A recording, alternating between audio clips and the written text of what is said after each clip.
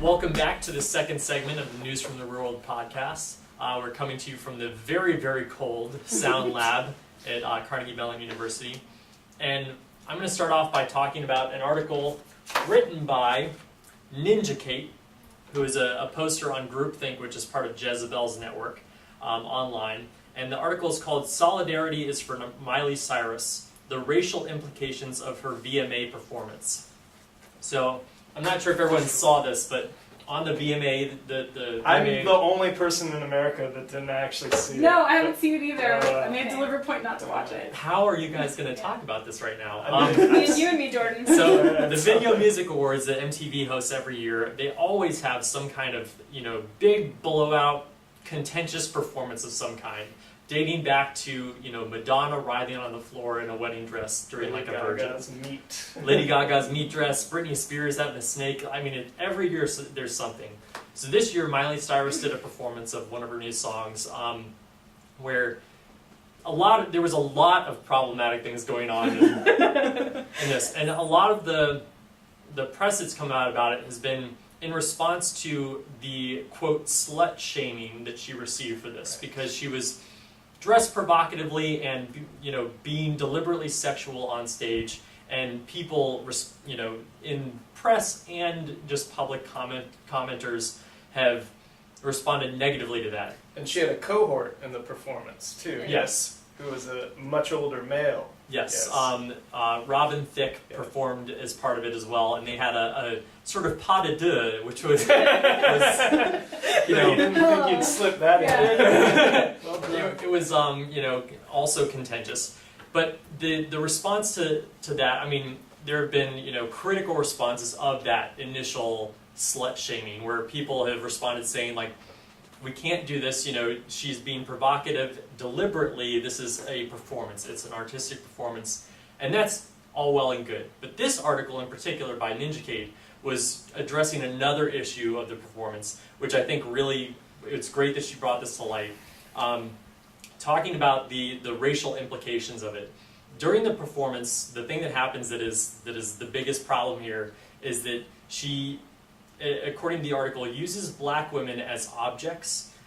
She has them come out wearing large backpacks that are teddy bears, and they become props in the performance. She also spanks another woman and simulates some sexual acts on her, and just kind of, I agree with the article that it is degrading and problematic in many ways.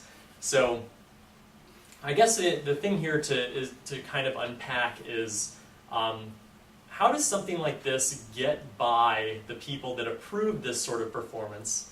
What happened? I mean, was this impromptu or was this something that was scripted? I think it was all very. It was very scripted. staged. Yeah. What this article also says in response to that is that the reason, like, she's not getting publicly shamed for this, whereas someone like Rihanna, who is actually, black and not part of that culture, but like has that cultural kind of view, that she gets shamed for, she gets, called names and critiqued for doing exactly what Miley Cyrus just did. Right. Whereas Miley Cyrus is appropriating a culture that is not hers. Right. To do that.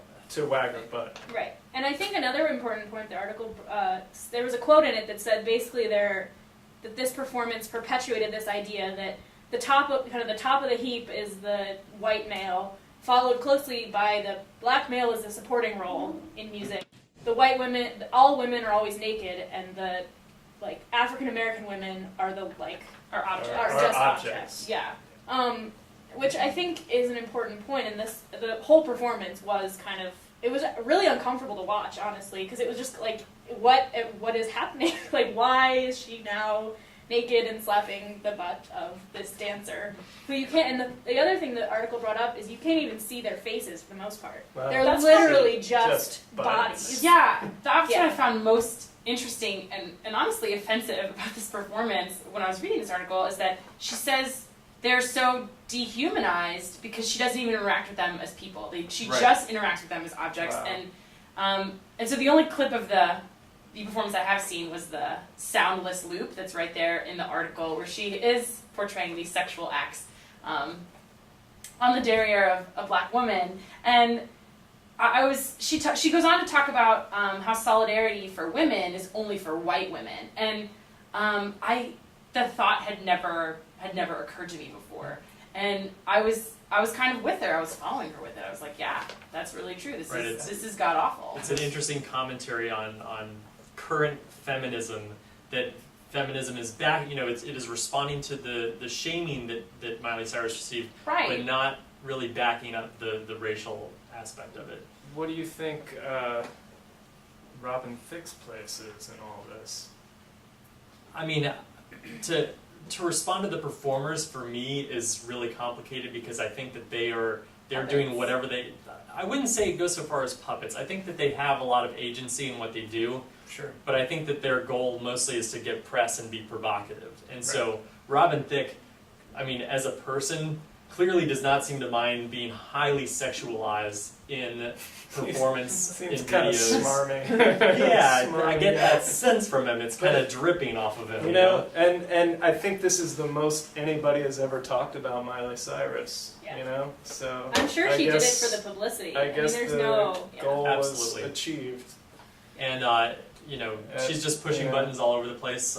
Check out her new And video. Do you furthering think they anticipated Terrible this much? cultural. Do you think they anticipated this much publicity from this performance? I would hope so, because if they didn't, they were really, really mistaking what it was going to look like when it was performed. Because I mean, aside from all the problems, I thought it was a pretty poor performance in general to really address just the artistic qualities of it.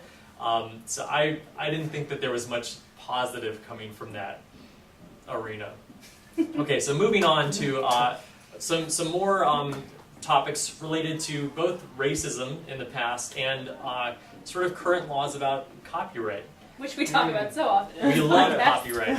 So Kat, take it away with talking to us about the I Have a Dream speech. So this article is called "Why You Won't See or Hear the I Have a Dream Speech." It's by Josh Schiller, and it was in the Washington Post opinion section. So it was a pretty long article, and there were a lot of actually interesting details, but we're going to try to do broad strokes about what the implications for this are. So recently, as everybody knows, it was the 50th year anniversary of the I Have a Dream speech, and so there was a lot of articles about it, about the March on Washington, about Martin Luther King Jr. And this article was saying that a couple months after he gave the speech, he sent it to the U.S. Copyright Office to get the speech copyrighted as kind of an artistic work that was his, and he wanted the rights to it. But the problem with that is now, 50 years later, it's become such a kind of historical artifact and such a well-known and influential speech that the fact that it can't be reproduced and it can't be shown without paying the estate an enormous amount of money. The article was saying that it's become a little bit problematic, and that maybe it would be better if parts of the speech could become fair use in the public domain. And be under the fair use part of the copyright law. It's 50 years old, so how many are we? 25 years away from public domain? Yeah, it's going to be in the public domain in 2038. 38. Okay. So we still have a while. I don't know. What do you guys think? I'm torn about this, so I'm I don't torn about actually this know. I don't know. What do you think? I think that Martin Luther King and his foundation, when they initially copyrighted, it was very smart. There could have been many reasons to do that.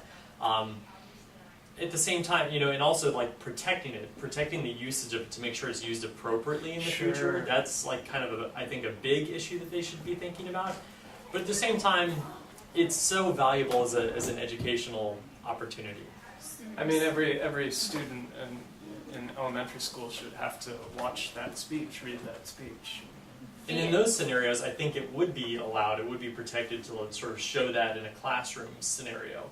But if you wanted to put it, say, at a presentation or something like that, with a bigger audience, I think that would be when it would draw some issues. Well, potentially. so the inner businesswoman in me hates I'm about to say this, but because it is so historically significant, why do they have to charge so much money? Like, why can't it be a reasonable licensing fee to show or to use a portion of it or the speech in its entirety? Why does it have to be $700,000?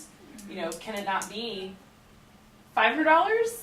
Which is still a lot of money to someone like me who has none. But for an organization, that's probably like a little bit more manageable, right?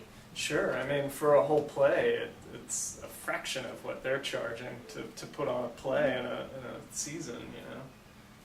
And so I think, I mean, the implications for us in theater are, essentially, they're making the argument that it should be treated just like a play or just like a song, that despite the fact that he performed this in a huge public, kind of uncontrollable space, still doesn't mean that it isn't under copyright and it doesn't belong to the estate.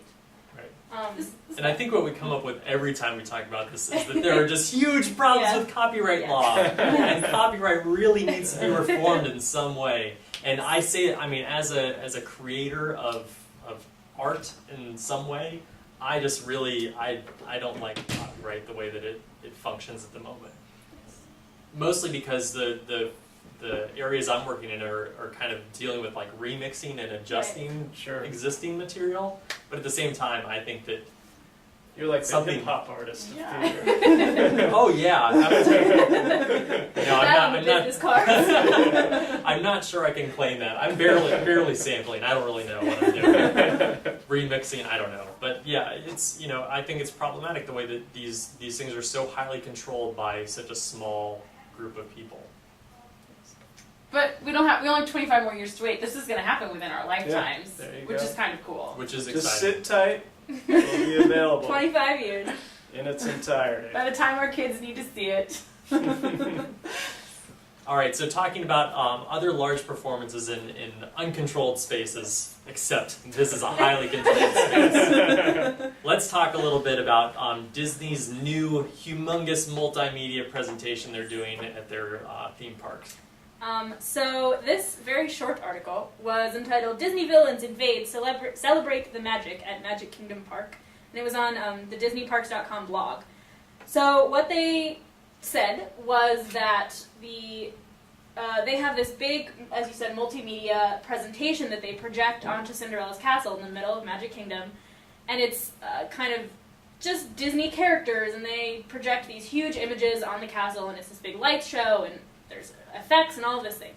So for the month of September and October up until Halloween, they've decided that the Disney villains are going to take over, celebrate the magic, and so Ursula the Sea Witch is going to be projected and be taking over her minions and on the castle, which sounds really cool. And the picture they had looked very impressive. I couldn't tell if it was photoshopped, like if they photoshopped the picture onto the castle, I'm not actually sure. But it looked really, really cool and engaging, as a lot of things that Disney does are. They're very Right. impressive.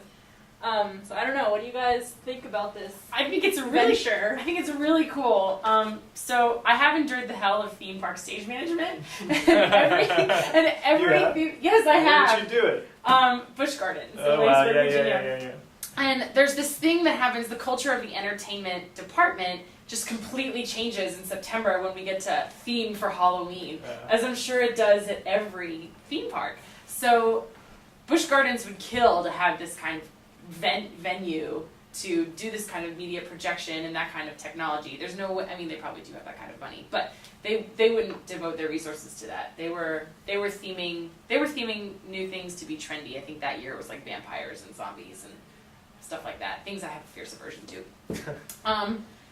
But I think that this sounds really, really awesome. I'd love to see Ursula the Sea Witch 100 feet high on the castle. But are they worried about scaring little kids though? Well, it's called like Mickey's Not So Scary Halloween. It's not So, really that scary. it's, We see all these horrible demons and Like sea severed witches, heads. but then they said it'll definitely have a happy ending. Yeah. So are we Yeah. humanizing the villains? Are we?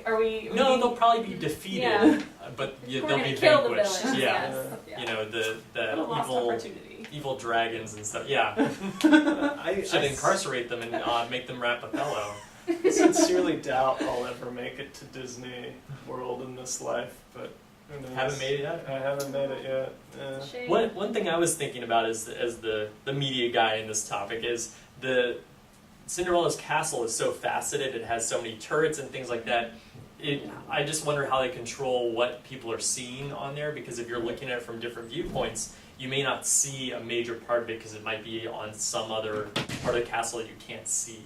So I wonder if Yeah, they have it like a seems like viewing it's the kind area. of thing that you have to be. That you wanna be on Main Street have a and little be- distance yeah. from, at least in the picture. You want to wait there several hours before it starts to make sure Yeah. you get make sure you get prime real estate for your watching experience. All right, well, that wraps up the second part of our News from the Real World podcast. We'll see you back in a couple minutes for part 3. Oh.